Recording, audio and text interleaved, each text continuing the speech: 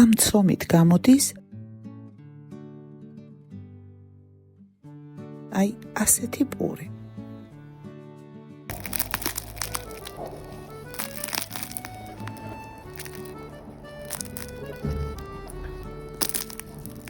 ერთ-ერთი ყველაზე გემრიელი თეთრი პურია ჩემი გემოვნებით. ჩაქარ ცომში საერთოდ არ ვამატე, საფუარის რაოდენობა მინიმალურია. მომზადება კი იმდენად მარტივი და რაც მთავარია სასიამოვნოა, რომ მიზეზებს ვეძებ ეს პური რომ გამოვაცხო ხოლმე. როგორც უკვე მიხვდებოდი, დღეს ვამზადებ ჩაბატას. მოკლედ დავიწყოთ. ცივ წყალს დავამატე საფუარი და ორ ეტაპად ფქვილი. ფქვილი სასურველია იყოს პროტეინის მაღალი შემცველობით. მოვურიე, ფქვილი სრულად რომ დასველდეს და დავტოვე 20 წუთით. ამ დროს ფქვილის ნაწილაკები კარგად იშღინთება წყლით, იწყება გლუტენის ფორმირება და ცომის შემდგომ უფრო ელასტიკური და დამყოლი ხდება. შედეგად ნაკლები ინტენსიური მოზოლა სჭირდება, რაც განსაკუთრებით მნიშვნელოვანია ჩაბატასთვის. დრო რომ გავიდა, დავამატე მარილი და სულ ცოტა წყალი მარილის გადანაწილებას რომ დაეხმაროს. დავამუშავე, ამ ეტაპზე ცომი არის წებოვანი და არასტაბილური, ეს ნორმალურია, ამიტომ ზედმეტი ფქვილის დამატება არ არის საჭირო. იმის ნაცვლად რომ ცომი კლასიკური მეთოდით დიდხანს მოვზილო, მის სტრუქტურას ეტაპობრივი გადაკეცვებით ვაყალიბებ. მოკლედ მარილი კარგად გადანაწილდა და დავტოვე ცომი კიდევ 20 წუთით ოთახის ტემპერატურაზე. შემდეგ კი 4 მხრიდან გადავკეცე ცენტრისკენ, როგორც ვიდეოში ჩანს. ისევ დავასვენე 30 წუთი და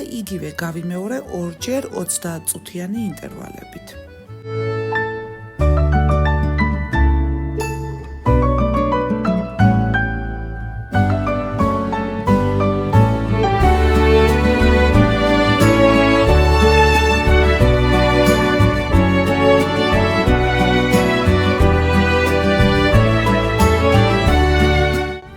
მეოთხე გადაკეცვა გავაკეთე განსხვავებულად. ცომი ცენტრიდან ორი ხელით წამოვწიე და ისე შევუკეცე გვერდები.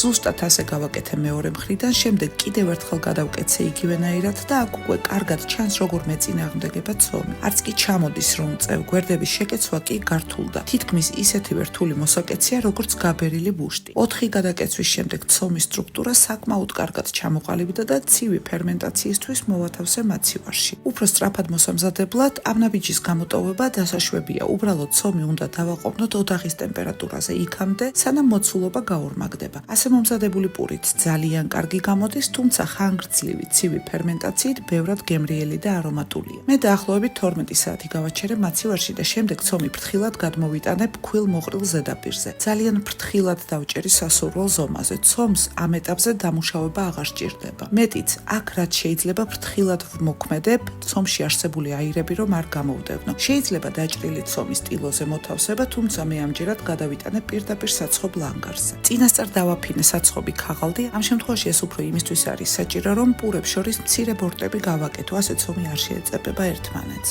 და კიდევ რაც მნიშვნელოვანია, პურებს ვათავსებ საკმაოდ მჭიდროდ, იმისთვის რომ ამოსვლისას და ცხობისას არ გაიშალოს სიბრტყეზე და სიმაღლეში წავიდეს. მოკლედ, ამ ეტაპზე ცომი ჯერ საკმაოდ ცივია, ვტოვებ ოთახის ტემპერატურაზე, კარგად რომ გათბეს და საფუარმა გამოიღვიძოს. ზედაპირზე უხვად მოვაყარე ფქვილი, ტილო რომ არ მიეწებოს, დრო რომ გავიდა ზედმეტი ფქვილი ფრთხილად მოვაცილე, ზედაპირზე მივაპყურე წყალი, ასე პურის ქერქი ოქროსფერი გამოვა. თუმცა მოხალული ფქვილის არომატით ძალიან უხდება და თავისუფლად შეიძლება ამ ნაბიჯის გამოტოვება. შევდგი წინასწარ კარგად გახურებულ ღუმელში 220 გრადუსზე თავიდანვე ზედა ქვედა წვაზე. ღუმელში შევყარე ყინულები, ნაწილი კი ლანგარზე, ასე პურის ქერქი გამოვა ძალიან თხელი და ხრაშუნა. შეიძლება უბრალოდ წყლის დამატებაც, მაგრამ აქ მნიშვნელოვანია ერთი რამ. ორთქლის საჭიროა მყისიერად. თუ ღუმელში უბრალოდ ცივი წყლით სავსე ჯამს შევდგამ, სანამ ის გაცხელდება და ორთქლის წარმოქმნას დაიწყებს, პურის ზედაპირი იმ დროისთვის გამაგრებული იქნება, დაგვიანებულ ორთქლს კი აზრი აღარ აქვს. შედეგად მივიღებ ჩვეულებრივი პურის ქერქს, ეს ცუდი არ არის, მაგრამ ორთქლით შედეგი რადიკალურად განსხვავებულია. ამიტომ საუკეთესო გამოსავალია ღუმელში წინასწარ კარგად გახურებულ ლანგარს ან თუჯის ტაფას პურის შედგმისთანავე დავასხათ მდუღარე წყალი. ან ჩავყაროთ ყინულები, თუმცა მდუღარე წყალი უკეთეს ეფექტს იძლევა. მოკლედ, ჩემთან გამოცხობას დასჭირდა დაახლოებით 40 წუთი და უგემრიელესი პური მზად არის. კიდევ ერთი დიდი პლუსი არის ის, რომ ასეთი პურისთვის ცომის ყოველდღე მომზადება სულაც არ არის საჭირო. როგორც უკვე აღვნიშნე,